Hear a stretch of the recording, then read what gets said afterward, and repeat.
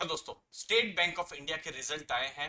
Dividend का भी announcement 4 साल के बाद एसबीआई ने किया है, तो डिविडेंड के बारे में बात करेंगे इस वीडियो में दोस्तों। साथ साथ Q4 के रिजल्ट्स के बाद क्या टारगेट्स हैं और क्या ट्रेंड्स हैं जो कि इन्वेस्टर को ध्यान में रखने चाहिए इन रिजल्ट्स के बाद, वो सब चीजें डिटेल में समझेंगे दोस्तों। अगर आप एसबीआई के इन्वेस्टर है या इंटरेस्ट रखते हैं बैंकिंग सेक्टर में, बहुत सारी मुझे उम्मीद है वैल्यू आप लेकर जाएंगे। सबसे पहले डिविडेंड की बात कर लेते हैं। 4 रुपए पर शेयर का डिविडेंड है। एसबीआई ने 2017 में पिछली बार डिविडेंड का अनाउंसमेंट किया था, जो अब 2021 में कर रही है। अब इंपॉर्टेंट डेट क्या है? 3 जून, जो कि एक्स डिविडेंड डेट है। अब यहां पर बहुत कंफ्यूजन होता है। अगर आप 3 जून को अगर स्टॉक खरीदते हैं दोस्तों, तो फिर आपको डिविडेंड नहीं मिलेगा। इस चीज का आपको ध्यान में रखना है। 3 जून से पहले, यानी 2 जून या फिर उससे पहले आपको स्टॉक खरीद लेना है। तो ये आपको ध्यान में रखना है। अगर आपको डिविडेंड में इंटरेस्ट है तो ही ऐसा करना है दोस्तों। 2 जून चूंकि बुधवार का दिन पड़ रहा है, तो उसको आपको ध्यान में रखना है। फिर रिकॉर्ड डेट है 4 जून को, और एसबीआई ने यह भी क्लियर कर दिया है कि 18 जून को वो पेमेंट भी कर देगी। तो 18 जून या उसके बाद से पेमेंट भी आपका जो बैंक अकाउंट है वहां पर हो जाएगा। तो इसको आप ध्यान में रख सकते हैं। लेकिन एक बहुत बड़ी एक स्ट्रक्चरल थीम जो आ रही है एसबीआई के जबरदस्त रिजल्ट्स के बाद, वो है एसबीआई का फिर से ग्रोथ में आना। और उस चीज को ब्रोकरेजेस, जो रिसर्च हाउसेस ने माना है। आप देख सकते हैं 480 का टारगेट दिया है क्रेडिट स्विस ने। मॉर्गन स्टैनली ने 600 रुपए का टारगेट दिया हुआ है। फिर सीएलएसए की जब हम बात करें, 650 रुपए का टारगेट दिया है और बाई की सलाह दी है। जेएम फाइनेंशियल ने, हम देख सकते हैं कि उन्होंने भी जो एसबीआई का जो टारगेट है वो बढ़ाया है और बढ़ाकर 525 कर दिया है। आईआईएफएल ने 490 का टारगेट दिया है और अच्छा खासा, इनफैक्ट रिजल्ट के समय 400 के आसपास स्टॉक का प्राइस था, जो कि हम देख पा रहे हैं अभी जब मैं वीडियो बना रहा हूँ 427 430 के पास स्टॉक है। तो क्या नया हो रहा है जो एसबीआई में इंटरेस्ट जगा रहा है इन्वेस्टर्स का? तो दोस्तों, ये है की ट्रेंड्स फाइनेंशियल ईयर 21 में, जहां पर रिटेल का जो क्रेडिट ग्रोथ जो रहा है 16% रहा है दोस्तों। ऐसा बहुत ही टफ समय था 2020 का, कोरोना वायरस के कारण लॉकडाउन थे। फिर आंशिक रूप में भी बहुत जगह में बंद बंद था, कर्फ्यू था, लेकिन ऐसे में भी रिटेल में ग्रोथ हुआ है।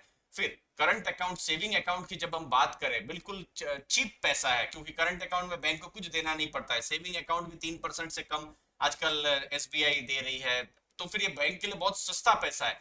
ये भी 16% बढ़ा है। मतलब लोगों ने इतना उम्मीद और इतना भरोसा करके पैसा डाला है, भले ही उनको रिटर्न ना मिले। फिर स्लिपेजेस जो रहे हैं वो भी कम रहे हैं। 46,000 जो था उससे कम होकर 28,000 करोड़ के ये स्लिपेजेस रहे हैं। फिर स्ट्रेस बुक जो है वो कम हुई है। एनपीए, नेट एनपीए भी कम हुए हैं यहाँ पर। और डिजिटल पे ज्यादा से ज्यादा फोकस है, जो कि योनो में हमको देखने को मिला है। और योनो में जो Q4 में बहुत सारे अकाउंट जो है वो योनो के थ्रू में ही खुले हैं। ये बहुत ही इंपॉर्टेंट चीज है जिसको आपको हमको समझना है। और इस चीज पर बहुत बड़ा बेट ले रहे हैं ब्रोकरेजेस हाउस जब ये 600 का टारगेट दे रहे हैं। रिटर्न ऑन इक्विटी, ये पिछले साल 7.74% थी, जो कि मार्च 2021 में 9.94%, मतलब 10% के आसपास हो गई है।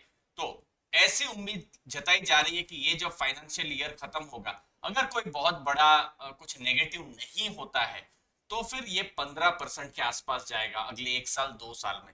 तो ये चीज जब रहेगी, क्योंकि एसबीआई ने, अगर आप हिस्टोरिकल देखें 2003 से 7, तो उस समय में 15% से ऊपर का रिटर्न ऑन इक्विटी दिया है। फिर ये 2015 16 17 18 में तो बहुत बड़े स्ट्रेस में थे उनकी बुक, ये कॉर्पोरेट की एनपीए साइकिल चल रही थी। तो रिटर्न ऑन इक्विटी भी यहाँ पर घट गया था। लेकिन ये रिटर्न ऑन इक्विटी अब बढ़ रहा है, पॉजिटिव ट्रेंड में है। और ये चीज को इन्वेस्टर्स को ध्यान में रखना चाहिए। हमारे टेलीग्राम चैनल को दोस्तों आप सब्सक्राइब कर सकते हैं। वहां पर ये सब जो ट्रेंड्स है हम वहां पर धीरे धीरे शेयर करते रहते हैं अपने फॉलोअर्स के साथ दोस्तों। करंट अकाउंट आप देख सकते हैं 27% बढ़ा है।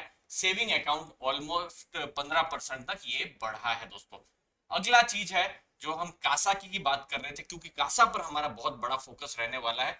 आप देख सकते हैं जो डिपॉजिट ग्रोथ हुआ है, कासा, टर्म डिपॉजिट सब मिला के 13.56% हुआ है।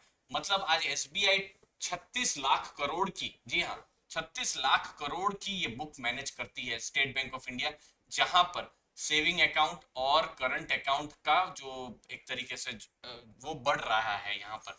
उसके अलावा लोन की जब हम बात करें तो यहां पर एक रेड फ्लैग हो सकता है जब हम कहते हैं 13.5% से डिपॉजिट हो रहा है, लेकिन जो लोन ग्रोथ जो हो रहा है वो 6.5% से हो रहा है। ये ट्रेंड भी बढ़ना चाहिए, क्योंकि आपके पास पैसे तो सस्ते में आ गए, लेकिन सामने आपने लोन नहीं दी तो वो पैसों का आप क्या करेंगे, वो पैसों का आप ज्यादा, आप उसमें पैसा नहीं कमा पाएंगे। तो इसीलिए लोन ग्रोथ जो है 6.5% है, जो मुझे लगता है एसबीआई ही नहीं पूरे कॉर्पोरेट बैंक्स या दूसरे बैंक्स में भी ये एक ट्रेंड देखने जैसा रहेगा कि लोन ग्रोथ बढ़ना बहुत जरूरी है, क्योंकि डिपॉजिट्स तो आ रहा है, लोन ग्रोथ आ रहा है कि नहीं वो हमको देखना समझना पड़ेगा अगले कुछ सालों में। हम यहाँ देख पा रहे हैं एसबीआई ने जो होम लोन है वहां पर बहुत बड़ा बिजनेस किया हुआ है, गोल्ड लोन में सबसे बड़ा वहां पर उन्होंने बिजनेस किया हुआ है दोस्तों, जो हमको बिल्कुल समझ में आ रहा है जब हम ट्रेंड्स देख रहे हैं। अब ये बहुत इंपॉर्टेंट है, नेट इंटरेस्ट मार्जिन 3.26% है, जो कि एसबीआई का हिस्टोरिकल इतना ही रहता है।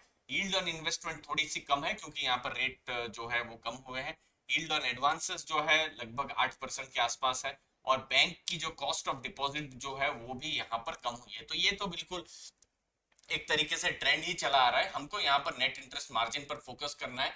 ये बढ़ता रहे तो ज्यादा अच्छा है। जब हम देखते हैं दूसरी जो बैंक्स आईसीआईसीआई बैंक या कोटक महिंद्रा बैंक या एचडीएफसी बैंक, जो बड़े जो प्राइवेट सेक्टर की बैंक्स हैं, उनका 3.5 से 4.5% के आसपास मार्जिन है। एसबीआई चूंकि बहुत बड़ी बैंक है, बैलेंस शीट बड़ी है, तो उस हिसाब से हम देखते हैं कि एसबीआई का लीड थोड़ा सा कम है, लेकिन ये बढ़े तो और ज्यादा इंपॉर्टेंट रहेगा। मुझे उम्मीद है दोस्तों जो की ट्रेंड्स है वो हमने आपको जब इस वीडियो में सब समझाया तो आपको डिटेल में समझ में आया होगा। आसानी से हमने समझाने की कोशिश की है, कहीं पर भी कंफ्यूजन हो तो जरूर कमेंट सेक्शन में पूछेगा। टेलीग्राम चैनल को भी आप सब्सक्राइब कर सकते हैं, की ट्रेंड्स हम वहां पर भी समझने की कोशिश करेंगे। आपने अपना समय दिया उसके लिए बहुत बहुत धन्यवाद। और दोस्तों अभी भी आपने डीमेट अकाउंट ओपन नहीं किया तो नीचे दी गई लिंक से ओपन कर सकते हैं। थैंक यू वेरी मच आपके टाइम के लिए, धन्यवाद दोस्तों।